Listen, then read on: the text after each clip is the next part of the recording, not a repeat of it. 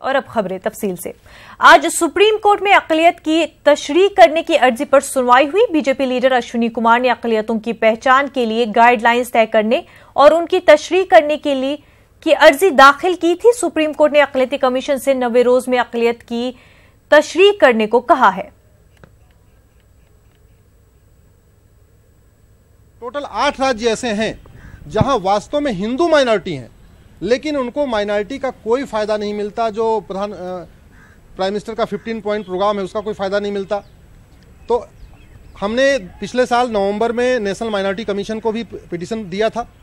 National minority commission पे उस पर आज तक कोई निर्णय नहीं लिया।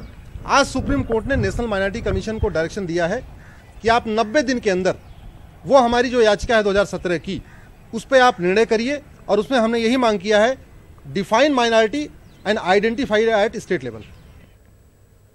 खंडवा में गौकशी के नाम पर 3 मुस्लिम नौजवानों की गिरफ्तारी और उनके खिलाफ एनएसए लगाए जाने को लेकर मुस्लिम समाज और एमएलएज की नाराजगी का मामला अभी थमा भी नहीं था कि आगरमालवा और उज्जैन के 2 लोगों के खिलाफ गौकशी के नाम पर पुलिस इंतजामिया ने फिर एनएसए के तहत कार्रवाई कर दी है।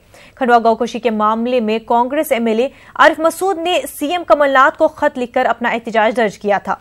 अब खंडवा और आगरमालवा मामले को लेकर कांग्रेस के सीनियर अजीज कुरैशी ने सख्त रद्द-ए-अमल का इजहार किया है। अजीज कुरैशी ने सीएम कमलनाथ को खत लिखकर जहां गौकशी के नाम पर एनएसए लगाने जाने पर की मुखालफत की है और इस मामले को जल्द से जल्द वापस लेने का मुतालबा किया है। इस पूरे मामले पर हमारे नुमाइंदे मेहताब आलम ने अजीज कुरैशी से बातचीत की।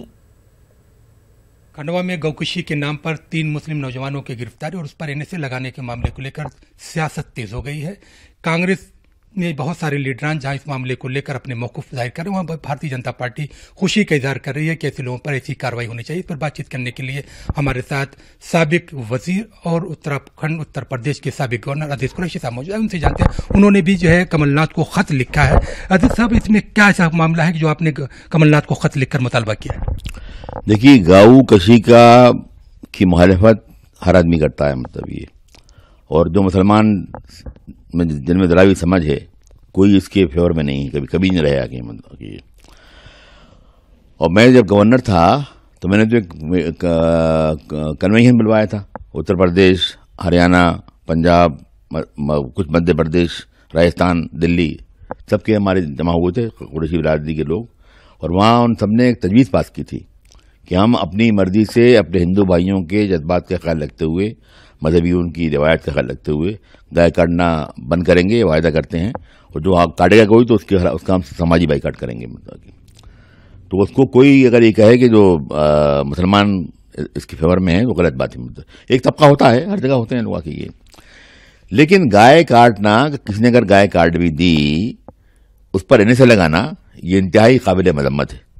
I fully condemn it. मतलब ये गाय काटने का मतलब क्या है? पूरी कौम की सालमियत को, इंटीग्रिटी को, सिक्योरिटी को खतरा हो गया पूरा। कि अजीज कुरैशी साहब का मानना, जो उन्होंने कमलनाथ जी से मांग की है कि ये जो एनएसए लगाई गई है इसको वापस लिया जाना चाहिए, और भी बहुत सारी दिफात, अगर इस तरह का जुर्म कहीं होता है उसके तहत कार्रवाई की जा सकती है। कैमरामैन मोहसिन खान के साथ मेहताब आलम, न्यूज़ 18।